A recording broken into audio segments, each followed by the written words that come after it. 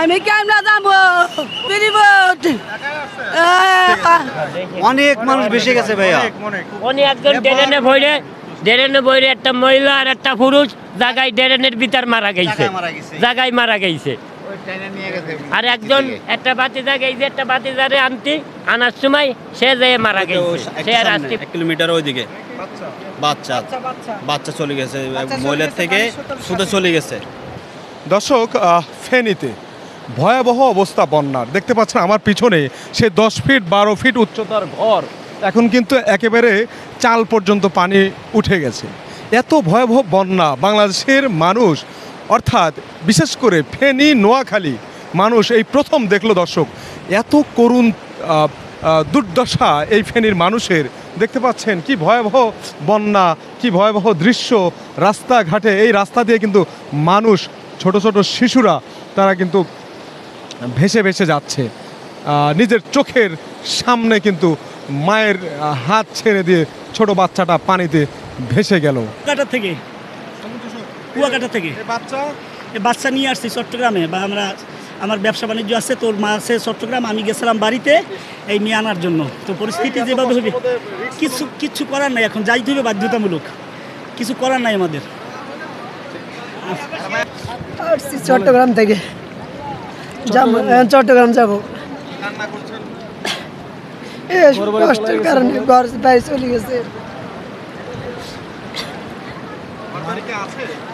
না, ঢুকে গেছে।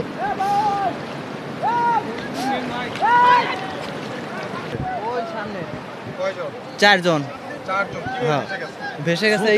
ইউটার্ন আছে না, ইউটার্ন দিয়ে আসা হয়েছে, ভাইসা গেছে শুরুতে। হ্যাঁ হ্যাঁ, ওই পাশে ভাইসা গেছে। একটা বাচ্চা পায় নাই, 3 জন আর উদ্ধার করতে গেছে। স্রোতে গেছে গা, বুঝছেন। আমরা 3 দিন ধরে চট্টগ্রাম ঢাকা রওনা দিছি হাইটে, বুঝছেন। আমরা ওখানে পানির মধ্যে আছি। একটু সামনে 1 কিলোমিটার ওইদিকে বাচ্চা চলে গেছে, মহিলার থেকে শুধু চলে গেছে। উদ্ধার কর্মীরা ওখানে নিজেরা বোট নিয়ে মজা করতেছে। এরা উঠাইতে পারে না, বুঝছেন, ওরা চেষ্টা করছে, উঠাইতে পারে না। ছোট্ট বাচ্চা কিনে রিক্সে আসা উচিত ছিল। হ্যাঁ, বাড়ি ছিল বাড়ি এখানে, ওখানে থাকবো কোথায়? থাকার মতো কোনো জায়গা নাই, এই জন্যই চলে আসছি। ঢাকাতে থাকার জায়গা নেই। ঢাকাতে থাকার জায়গার কোথায় পাবো? আত্মীয় স্বজন থাকলে হতে আত্মীয় স্বজনের কাছে কেন গেছিলেন? ঢাকাতে গেছিলাম, চাচার বাসায় গেছিলাম। এখন চাচা অসুস্থ, হাসপাতাল থেকে আসছি আমরা। এই ছোট বাচ্চা নিয়ে যে অনেক বাচ্চা ভেসে যাচ্ছে, জানেন তো? জি। এখন কিভাবে যাবেন? একটু কষ্ট করে যাবো আর কি। এরকম বন্যা কি এর আগে দেখেছিলেন? না, দেখি না, এই প্রথম 5টে দেখছি বয়সে। আটলান্টিক মহাসাগরই লাগে। এই যে আটলান্টিক মহাসাগর, জি ভাইয়া। দেখাইটা আমরা মহিপাল থেকে আসছি, লিমুয়া যাব। এই তো পানিতে যাইতে পারি না। আর রোড না, এটা তো আটলান্টিক মহাসাগর।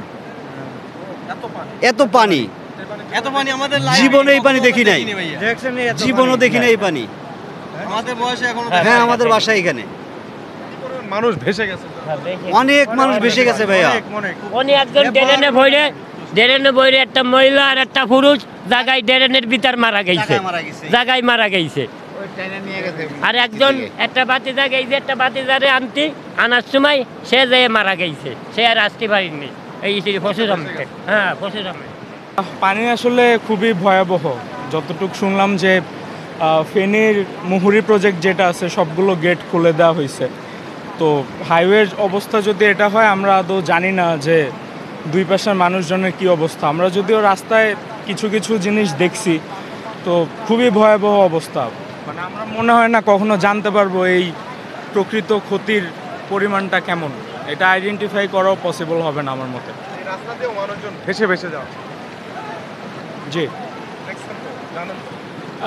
আমরা শুনছি, বাট আমরা মানে দলগতভাবে আসার কারণে আমরা ওরকম কিছু আলহামদুলিল্লাহ ফেস করি। জীবনে কি এরকম বন্যা দেখেছেন কখনো বা শুনেছেন?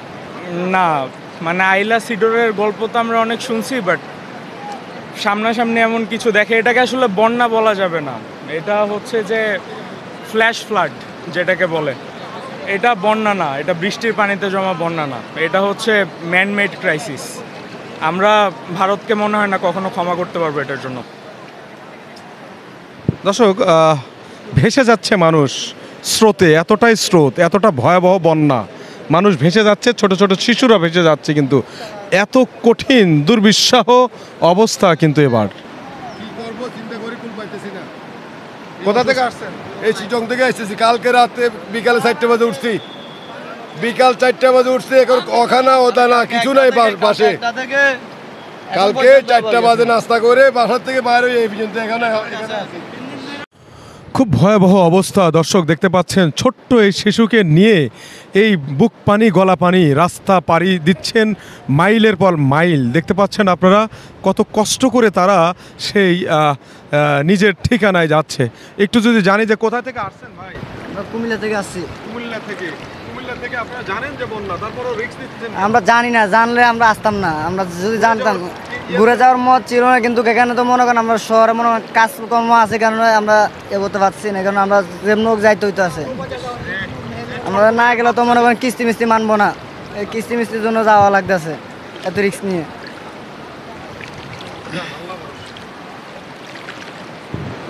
ছোট্ট সেই শিশুকে নিয়ে বাবার সেই নিরাপদ মধ্যে দেখতে পাচ্ছি হেলিকপ্টার, সেনাবাহিনীর সেই হেলিকপ্টার, বলতে না বলতে কিন্তু সেনাবাহিনীর হেলিকপ্টার সেই বন্যা দুর্গতদের মাঝে আমরা দেখতে পাচ্ছি। হেলিকপ্টার কিন্তু আসছে এই ফেনীর সেই মহাসড়কে, ফেনী থেকে যে চট্টগ্রাম মহাসাগর, সেনাবাহিনীর হেলিকপ্টার আমরা ইতিমধ্যে দেখতে পেয়েছি।